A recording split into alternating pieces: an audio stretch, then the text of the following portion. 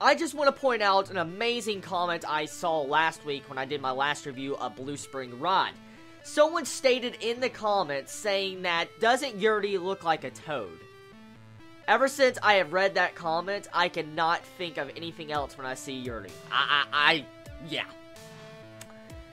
Mind blown, mind fucking blown, because the comments some of you Chibits do just really make me laugh my ass off, because that right there, I never would have imagined Yuri looking like a toad, and to see a comment like that, I was like, okay. So anyways, moving on to this episode. Well, the unexpected happened, but honestly, I guess I put too much thought into last week. I thought most likely Ko and, maybe Yuri had some form of intimate relationship to where they might have kissed, or they might have confessed, something like that. But that right there was mainly meant to troll the audience. Personally, I like the route this episode took, because it goes more in depth with Ko's personality, why he acts the way he does, and it also shows you why he seems so different from how he used to be. And that right there finally leads to what this episode is about. We find out that Ko's mother died, and he watched his mother die. That right there is a very fucked up past, because I don't wish that on anyone, and that is a really sad thing to see, like your mother hospitalized for months to maybe a long time, and you see how she's, getting skinnier and skinnier, thinner and thinner, and eventually she dies. That's probably a very sad thing for a child to see, let alone for Ko's age when he was in middle school. That's not something I would want any person to see.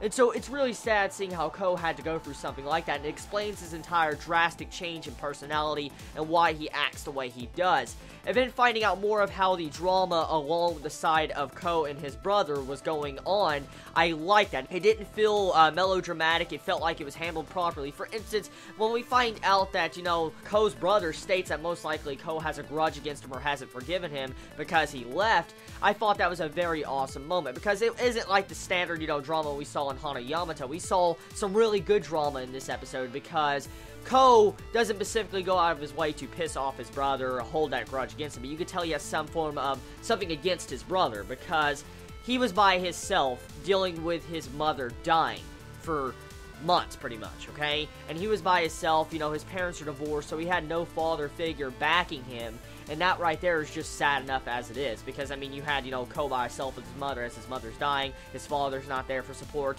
and his brother only pops in every so often to show up and give his support, which in turn he doesn't want to show up because it's just so heartbreaking and sad that he just doesn't want to see his mother in that state. And so, you can understand both sides. You can understand Ko's brother's side, and you can also understand Ko's entire grudge against his brother, but overall, it's very fucked up, and I felt like the episode was handled right. It was good character building for both characters, for instance, Ko's brother and Ko, because it really shows you what they had to go through, what they dealt with, and it goes more in depth with the backstories. Now, one thing besides the entire event with Ko and his mother that was just really sad, we find out how Futaba and Yuri's relationship has grown through the course of this episode. For instance, last episode left on the factor of, Futaba being kind of jealous or jelly or anxious that, maybe Yuri and Ko had some form of relationship, kiss, confession, or something like that. And majority of this episode was Futaba trying to figure out exactly what went down.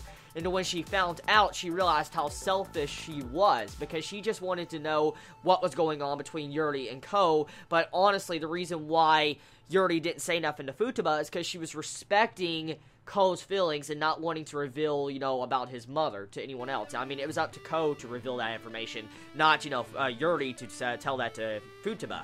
So I felt like the episode was handled properly. In a way, you get to see the symbolism at the beginning part of this episode, when you see the shadows of Futaba and Yuri, like when you see Yuri in front of Futaba, and you see the shadows of the animation, that was meant to represent the gap in, distance between their friendships in that moment, because Futaba was feeling very selfish or jealous, and she was distancing herself from Yuri. And then at the end, you see how the relationships come back, and you see how they're friends again. I like how Aoharu Haru Ride really focuses on the relationships of the characters. Not just the main central romance of, Ko and Futaba, but it's focusing on the side characters like Yuri. I really love how Blue Spring Rides takes the time to develop these side characters, because it makes it so much more enjoyable as a watcher and a fellow fan of this anime. So, I like at the ending that Futaba and Yuri are once again one step closer to strengthening their bond. Their bonds as friends has grown even further in this episode, and any fan of these two's friendships will most likely be very happy with the conclusion of this episode. The big question is, will Blue Spring Ride do the unexpected? As I stated in my last review, will Yuri actually have a chance with Ko?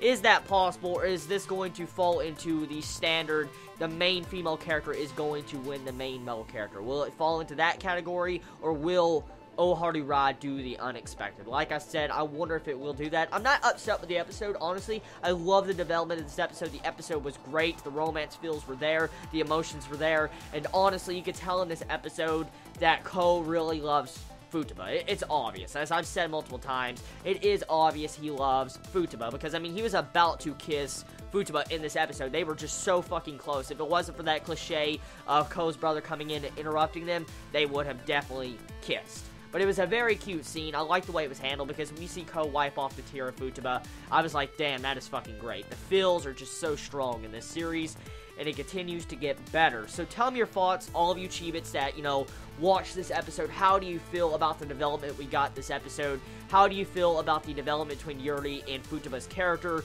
What do you feel about Ko and his backstory and his mother's death? Do you feel like that was a very fucked up event that happened in the past? Let me know in the comments below. I love all of you so much. You have a wonderful day or night wherever you live. Please be safe. Chibi out.